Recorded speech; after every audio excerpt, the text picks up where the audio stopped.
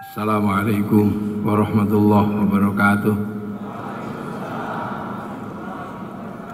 Bismillahirrahmanirrahim. Bismillahirrahmanirrahim. Wassalatu wassalamu ala rasulillah Sayyidina Muhammad ibn Abdillah wa ala alihi wa ashabihi wa azwajihi wa dhurriyyatihi wa ahli baitihi wa man tabi'ahum bi ihsan ila yaumil qiyamah. Jajaran Ketua MPR RI yang saya hormati, Pak Zul dan seluruh ketua yang hadir, para anggota, tamu undangan, para staf, hadirin wal hadirat yang berbahagia. Alhamdulillah, yang ke-74 Majelis Permusyawaratan Rakyat berulang tahun malam hari ini. Majelis Permusyawaratan Rakyat dalam pandangan kiai seperti saya ini adalah momentum besar, monumen besar persatuan bangsa Indonesia.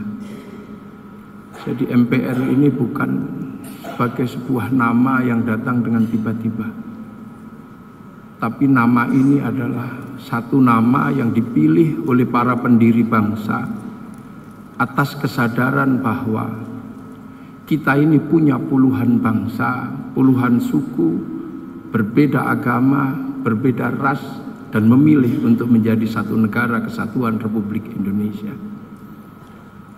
Arab satu bangsa bisa pecah menjadi puluhan negara. Eropa satu bangsa bisa pecah menjadi puluhan negara, tapi kita puluhan bangsa mampu bersatu dalam satu negara kesatuan Republik Indonesia. Ini bukan prestasi yang datang dengan tiba-tiba. Ini adalah sebuah prestasi yang sudah dipersiapkan betul oleh para pendiri bangsa dengan satu keyakinan bahwa bangsa ini dan anak bangsanya harus bersatu. Maka pilihan kalimat Majelis Permusyawaratan Rakyat adalah pilihan kalimat untuk mempersatukan itu semua. Negara bangsa ini atau nation state yang ada di Nusantara sebelumnya mengenal struktur yang lazim dimiliki oleh seluruh dunia. Apa? Yaitu sebuah kerajaan. Kerajaan adalah struktur yang sangat lama mampu menjadi struktur yang mengatur dunia. Dan struktur ini adalah struktur di mana di situ ada raja dan di situ ada hamba. Di mana raja punya kekuasaan yang sangat mutlak dan hamba adalah harus mematuhi apapun kehendak para raja. Karena ini memang kedudukan yang ada dan lazim waktu itu. Akan tetapi ketika bangsa ini memilih untuk bersatu, maka harus ada jalan keluarnya. Bagaimana cara mempersatukan kedudukan di mana antar sesama manusia punya kedudukan yang sama dan saling bertanggung jawab untuk memimpin satu bentuk baru dari kesadaran bersama dalam bersatu antar bangsa. Maka pilihan pertama oleh pendiri bangsa adalah bagaimana mempersatukan itu. Hal ini mungkin karena dulu mayoritas Nusantara adalah kaum muslimin, maka pilihan pertama adalah mempersatukan dengan idiom-idiom Islam. Idiom itu diambil dari mana? Dari ajaran Rasulullah Muhammad SAW yang memperkenalkan konsep hidup bersama dan saling bertanggung jawab. Konsep itu disampaikan oleh Rasulullah, kullukum ra'in wa kullukum mas'ulun an ra'iyyatih. Kalian sama pemimpin adalah saling bertanggung jawab. Yang memimpin bertanggung jawab kepada yang dipimpin juga bertanggung jawab kepada yang memimpin. Dalam konsep itu dikenal dengan konsep ra'iyyah, kullukum ra'in wa kullukum mas'ulun an ra'iyyatih. Mempersatukan antara raja dan hamba, antara kawulo dan gusti dalam kedudukan yang sama, maka memilih konsep besar namanya konsep ra'iyah. konsep ra'iyah ini dipilih dan diadaptasi menjadi bahasa Indonesia yang kemudian dibakukan menjadi bahasa rakyat. Jadi bahasa rakyat adalah bahasa yang akan mempersatukan antara raja dan hamba untuk saling bertanggung jawab. Dan satu-satunya bangsa muslim dunia yang sanggup mengambil konsep ra'iyah untuk menyebut warga bangsanya hanya ulama-ulama Indonesia. Ini prestasi yang dimiliki oleh bangsa Indonesia dan dibakukan menjadi bahasa negara, yaitu rakyat. Dan rakyat ini akan menghapus perbedaan agama yang sebelumnya meruncing. Kenapa? Dalam konsep agama ada namanya konsep kafir. Konsep kafir adalah konsep saling menyerang antar agama. Islam mengenal orang yang menyerang Islam disebut kafir. Orang Nasrani yang mengenal konsep yang menyerang agamanya juga disebut kafir. Kenapa menggunakan bahasa yang sama? Karena dua-duanya atau tiga-tiganya sama-sama menggunakan bahasa Arab. Nah, kafir ini menyerang. Akan tetapi kaum yang menyerang ini akan berhenti menjadi manusia yang saling mengasihi dalam kebersamaan. Hidup kebersamaan setelah menjadi saling menyerang ini disebut dalam konsep dhimmi. Dhimmi adalah hidup bersama dan saling mengerti dalam satu bangsa.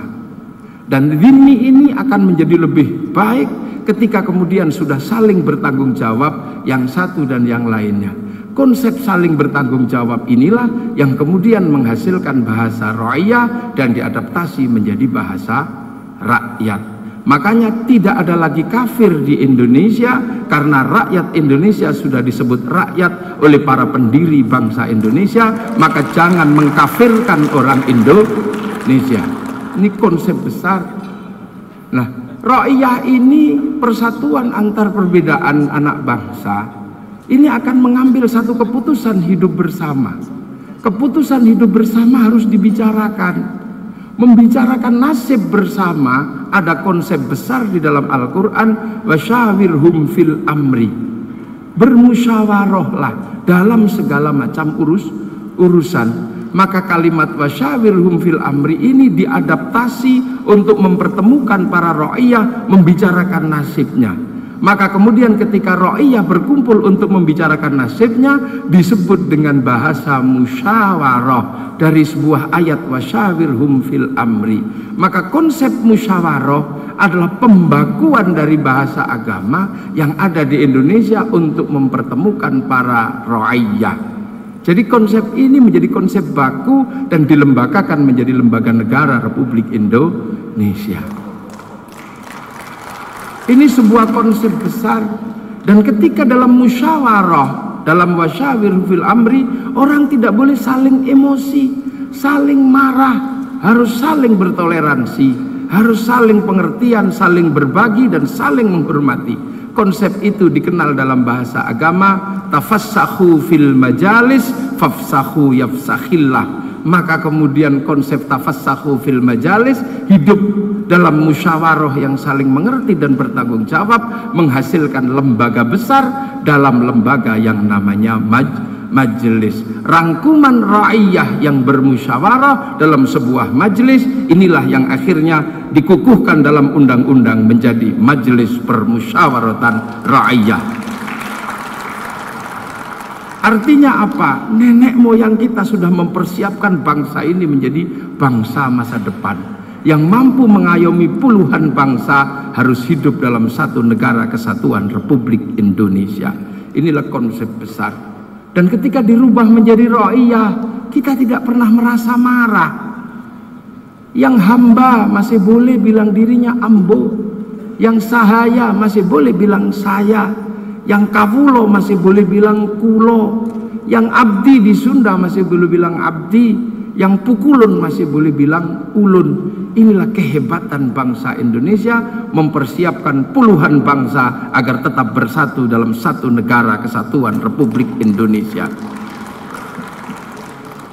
Maka simbol-simbol kebersamaan ini ada di Indonesia. Makanya kemerdekaan Indonesia bukan sesuatu yang bisa kita pahami dengan pikiran yang sederhana. Saya tadi sempat berbicara sebentar dengan Bapak Basyarah.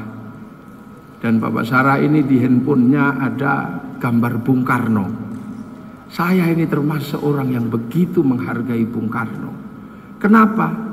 Bung Karno itu orang yang sangat berani, dan beraninya luar biasa. Apa? Berani mengatasnamakan Indonesia, atas nama bangsa Indonesia, Soekarno Hatta. Ini orang yang paling nekat yang saya pernah kenal. Padahal Bung Karno waktu itu belum punya rumah, masih ngontrak. Orang ngontrak kok berani mengatakan atas nama bangsa Indonesia. Kalau orang yang tidak berani atas nama NU Muhammadiyah, itu tidak berani. Lembaga, tapi atas nama bangsa Indonesia. Sudah begitu merdekanya pakai tempo lagi. Dalam tempo yang sesingkat-singkatnya. Ini kalau perempuan pakai mas kawin diutang dulu. Jadi dari sisi pengkajian kemerdekaan, kita melihat ada sesuatu yang Bung Karno ini nggak bisa diikut secara nalar. Keberanian mengatakan atas nama bangsa Indonesia diikuti oleh siapa? Oleh Sultan Hamengkubuwono, oleh Sultan Kaharudin di Sumbawa, oleh para raja di Palembang, raja-raja. Ini nggak main-main kemerdekaan waktu itu. Bagaimana raja yang hidupnya sudah independen, punya kekuasaan, punya kekuatan, bahkan punya hamba, berani mengatakan saya ikut kemerdekaan Indonesia. Padahal dengan mengikuti kemerdekaan Indonesia, apa yang terjadi? Seluruh tanahnya diserahkan pada NKRI.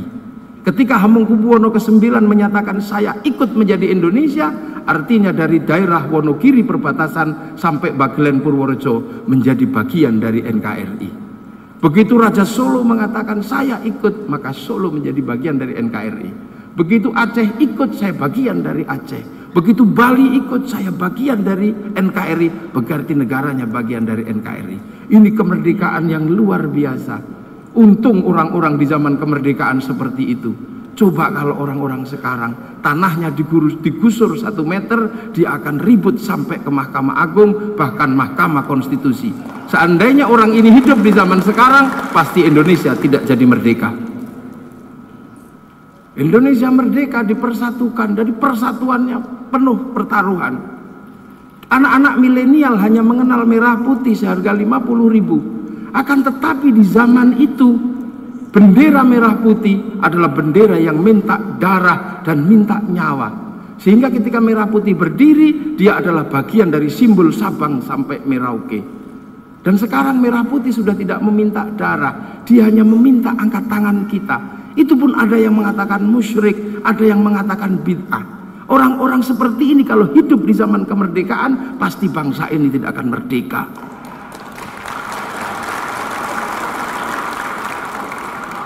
Kiai Hasyim Asy'ari, pendiri Nahdlatul Ulama, ini 30-an tahun di Makkah. Setiap hari membaca Al-Quran, menghafalkan hadis, sehingga ketika pulang mendapatkan gelar Hadratus Syekh, yang artinya hafal 6 kitab hadis Kutubus Sittah, yang di situ ada Sahih Bukhari, Sahih Muslim, Sunan Abu Dawud, Nasai, Turmudi, Ibnu Majah. Ketika pulang mendirikan Tebu Ireng, yang diajarkan adalah Al-Quran dan Sunnah setiap hari. Artinya tidak mungkin Kiai Hasyim membicarakan sesuatu di luar landasan Quran dan Sunnah. Akan tetapi ketika disodorkan, Kiai mau milih mana? Apakah ketuhanan yang Maha Esa, ataukah ketuhanan yang Maha Esa dan kewajiban menjalankan syariat Islam bagi pemeluknya? Maka Kiai Hasyim lebih memilih ketuhanan yang Maha Esa dengan menghapus kewajiban menjalankan syariat Islam bagi pemeluknya. Ini artinya kesadaran berbangsa menjadi lebih penting daripada kesadaran individu atau kesadaran kelompok. Menjadi sangat aneh dan sangat asing hari ini orang hafal 3 hadis meneriakkan tentang pergantian negara dengan landasan baru namanya khilafah. Seandainya orang ini hidup pada zaman itu, pasti bangsa ini tidak akan merdeka. Bung Karno hampir 20 tahun di Belanda. Bung Karno dipersiapkan oleh Belanda untuk take over kekuasaan di Indonesia, karena Indonesia sudah tidak bisa dijajah dengan kekerasan, butuh penjajahan pengetahuan. Dan kebangkrutan Belanda setelah perang Diponegoro menghasilkan kesepakatan baru. Inginnya Indonesia dijajah secara pengetahuan, maka Van de Venter mengusulkan kepada Wilhelmina. Van de Venter ini anggota Volksraad Belanda, mengusulkan pada Ratu Wilhelmina agar ada perjanjian penjajahan baru. Maka anak Indonesia bisa sekolah dengan konsep besar namanya politik etis. Ketika dalam politik etis yang dipersiapkan adalah orang-orang yang akan menjadi priayi mengganti Belanda di Indonesia dalam struktur kekuasaan baru, namanya kekuasaan pemerintahan. Akan tetapi Bung Karno ketika melihat buku kecil yang berjudul What is the Nation yang ditulis oleh Ernest Renan, terbersit, aku juga punya sebuah bangsa. Maka kemudian ketika pulang tidak ikut Belanda, lebih memilih mendirikan dan membangun bangsa Indonesia. Sangat berbalik dengan orang sekarang, pergi ke Eropa, pengen pulang menjadi Eropa. Sangat berbalik dengan orang sekarang, pergi ke Arab, pulang pengen menjadi Arab. Bahkan umroh sekalipun begitu pulang pengen menjadi Arab. Sangat berbalik. Inilah kesadaran bangsa Indonesia. Makanya persiapan pembangunan bangsa ini memang dipersiapkan untuk menjadi bangsa yang berbeda-beda. Dan hasilnya adalah Undang-Undang Dasar 45 dan garis-garis besar haluan negara Republik Indonesia. Yang mungkin hari ini mesti dikaji ulang peralihan garis-garis besar haluan negara, karena sepertinya bangsa ini sudah tidak punya haluan yang mapan. Maaf, mungkin saya meminjam istilah Ketua MPR. Mestinya yang menyampaikan seperti ini adalah Ketua Majelis Permusyawaratan Rakyat. Nah, hari ini apa yang dipikirkan oleh nenek moyang kita terjadi, bahwa dunia sedang bergeser untuk apa? Untuk menata bangsanya masing-masing. Kenapa? Millennial killing everything. Millennial membunuh segalanya. Sekat antar bangsa dilebur oleh millennial. Anak Indonesia sekarang bisa 24 jam menggunakan bahasa Amerika, menggunakan bahasa Inggris. Tidak lagi menggunakan aku cinta padamu, tapi I love you. Dan itu tidak ada masalah. Anak Indonesia bisa makan spaghetti selama 24 jam. Bahkan bisa menjadi Itali daripada orang Itali. Orang-orang Indonesia bisa menggunakan jubah 24 jam. Bahkan orang Indonesia jubahnya lebih rapat daripada jubahnya orang Arab. Ibu-ibu boleh berjilbab seperti orang Arab. Bahkan jilbab Indonesia lebih ribet daripada jilbab Arab. Pakai ada yang miring-miring, ada yang ini tutup. Kita bisa menjadi apa saja. Anak-anak Indonesia bisa memainkan blues, bisa memainkan rock, bisa memainkan apa saja. Ini milenial, apa saja boleh. Tidak ada lagi yang bisa mencegah perbauran antar anak bangsa. Hari ini, malam hari ini, semua bangsa hadir di sini. Korea memang tidak hadir, tapi Samsungnya hadir di tengah-tengah kehidupan kita. Hari ini mungkin Eropa tidak hadir di sini untuk memberikan ucapan terima kasih dan selamat pada MPR RI. Prancis tidak datang, tapi bedak dan parfumnya hadir malam hari ini di wajah ibu-ibu dan di wajah bapak-bapak. Ini bangsa tidak ada yang bisa mencegah. Rambut celipirnya orang Mohak bisa dipakai anak Indonesia. Rambut miringnya anak Korea bisa dipakai anak Indonesia. Kita pakai WhatsApp, Eropa pakai WhatsApp, orang Eropa pakai Facebook, kita pakai Facebook. Semua bisa dipakai dan kita bisa menjadi lebih dari siapapun. Hanya satu hari ini yang tidak bisa lepas dari identitas kita. Kemanapun kita pergi melampaui batas teritori, yang ditanya pertama adalah identitas bangsamu mana, mana pasportmu. Artinya apa? Bahkan seorang presiden pun ditanya pasportnya mana. Artinya yang membedakan struktur manusia hari ini adalah dari bangsa mana dia berasal. Dan kita suka tidak suka berasal dari bangsa Indonesia. Perintah Allah tegas, walillahi 'alan nasi hijjul baiti. Kita harus pergi haji. Dan Saudi hanya memfasilitasi duyufur rahman. Ini perintah Allah, gak boleh dibantah. Bahkan kalau seandainya dibantah, kita akan melawan dengan jihad berdarah dengan Saudi. Tapi karena perintah itu walaupun perintah Allah, hari ini orang haji tetap ditanya mana pasportmu dan mana visamu. Maka menjadi sangat aneh kalau tiba-tiba hari ini muncul anak-anak baru yang tidak lagi memahami kesadaran bangsanya, tapi berpikir dalam pikiran transnasional. Merasa bisa seperti Amerika, lupa bahwa kita masih bangsa Indonesia. Merasa sudah seperti Arab, tapi lupa bahwa kita masih orang Indonesia. Walaupun Habib Rizik ini keturunan Rasulullah, pergi ke Arab tetap ditanya pasportmu mana. Dan ketika overstay tetap ditanya mana perpanjangan waktumu. Walaupun Lim Swee Leong ini orang yang paling kaya di sini, dan di sini masih dicina-cinakan. Akan tetapi ketika pergi ke Tiongkok tetap ditanya pasportnya mana, dan ketika overstay di sana tetap akan ditanya mana perpanjangan tempat tinggalmu. Ini bangsa. Makanya kita tidak boleh lagi hari ini dengan sangat terpaksa saya harus sampaikan bahwa kita tidak boleh lagi main-main dalam urusan kebangsaan, karena ini adalah eranya, era pertahanan bangsa.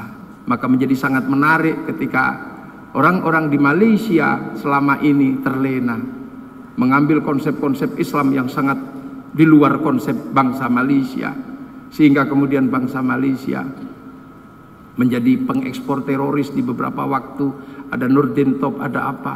Kemudian mereka menerapkan sesuatu yang agak keras.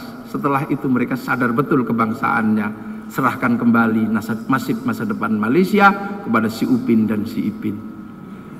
Si Upin diserahi bangsamu. Kamu tidak boleh lupa bahwa yang membangun bangsamu ada ras besar dari India. Maka si Upin dan si Ipin dikenalkan dengan tokoh kecil namanya Jarjit.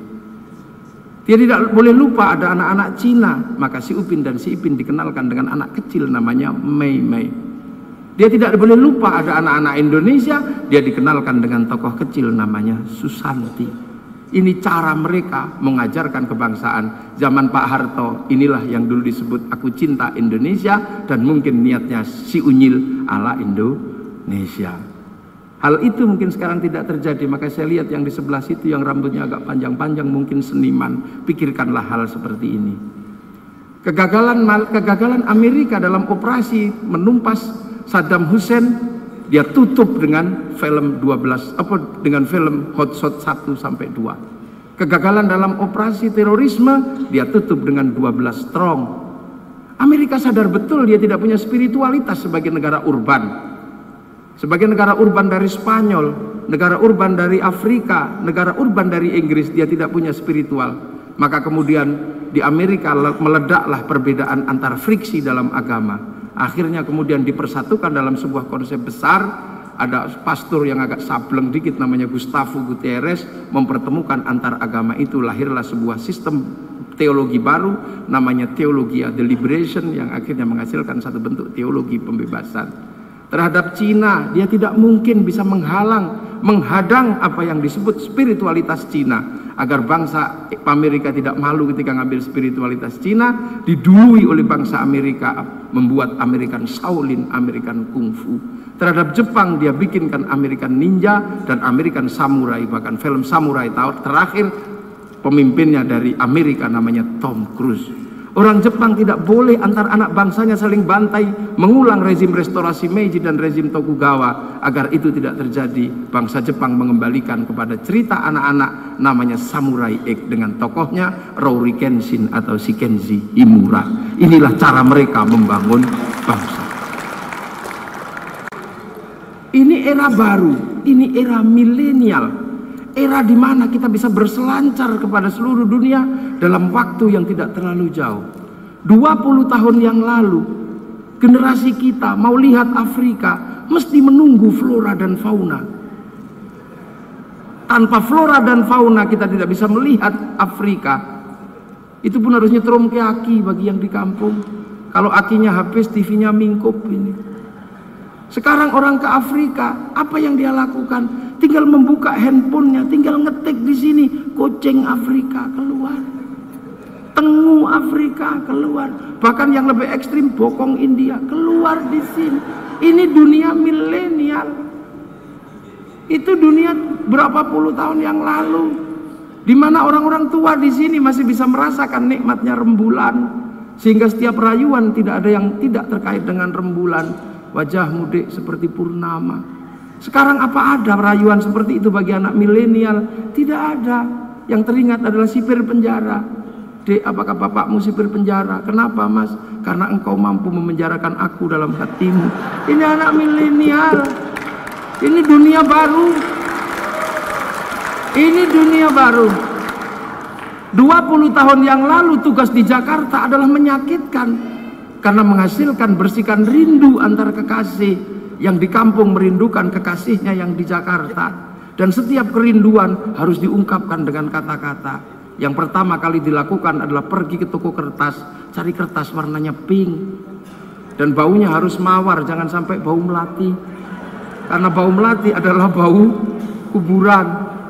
Tintanya harus biru, jangan sampai tinta warna merah, putus. Milenial tidak lagi mengenal itu. Dulu kita tulis kerinduan kita, Dek, aku merindukanmu malam hari ini. Tugasku menjadi DPR cukup berat. Kenapa? Kita belum punya rumah dinas. Maka aku harus menuliskan sajak rindu malam hari ini untukmu. Berat rasanya. Bahkan setiap melihat bayang sesuatu, aku seperti melihat bayang-bayangmu. Sakit. Ternyata rindu itu berat, maka jangan rindu. Setiap aku merindukanmu seperti ada berdarah dalam batinku. Sebagaimana kata penyair, kau tusuk di sana, berdarah di sini. Itu dulu 20 tahun yang lalu. Kau tusuk di sana, berdarah di sini. Tapi kupaksakan menulis sajak rindu di depan balkon rumah dinas. Karena aku yakin kau dan aku malam hari ini sedang duduk di bawah sinar rembulan yang sama. Dan jangan kau curiga, aku tidak mungkin bersama perempuan lain. Hanya kamu di hatiku. Anak milenial apakah mengenal itu? Tidak lagi. Maka anak milenial tidak pintar berkata-kata. Dia tunjuk poin. Ketika rindu tinggal miring, tinggal dikirim, ditulisi mah. Ini anak milenial.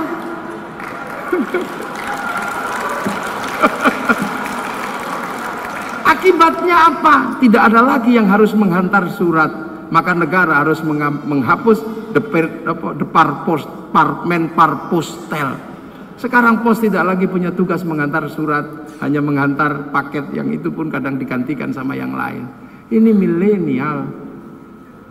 Nah, milenial ini menghasilkan pola pikir transnasional. Kenapa? Tidak ada lagi batas. Makanya orang kadang lupa. Semuanya pengen seperti apa. Satu hal yang sudah diselesaikan oleh bangsa ini, pengen diselesaikan oleh yang lain. Bangsa ini sudah menyelesaikan kebangsaannya dengan merah putih dan Pancasila. Masih ada yang mau menyelesaikan kebangsaan ini dengan khilafah dan bendera yang mereka sebut sebagai bendera tauhid. Padahal faham itu tidak mampu membebaskan Filistin untuk memerdekakan bangsanya.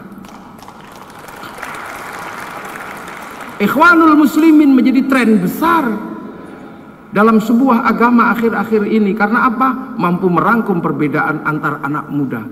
Dan akan diadaptasi menjadi satu bentuk baru untuk memajukan Indonesia dalam perspektif ikhwan. Akan tetapi Ikhwanul Muslimin sendiri gagal memerdekakan Mesir sehingga terusir dari bangsanya. Apakah kita akan mengadaptasi sesuatu yang gagal di negaranya, dan kita sementara sudah mampu membangun bangsa dengan cara kita sendiri, cara Nusantara dan cara Indonesia. Dengan apa? Dengan Pancasila. Kita punya Pancasila. Dan Pancasila itu bukan dibikin oleh Bung Karno. Bung Karno menyatakan kalau kita membuat Pancasila, Pancasila tidak akan kuat. Tapi Pancasila digali dari asas dasar bangsa ini yang sudah ada. Ibaratnya Pancasila adalah mutiara yang digali dari tanah Nusantara. Dan itu adalah milik Indonesia. Dan hari ini bangsa ini menikmati.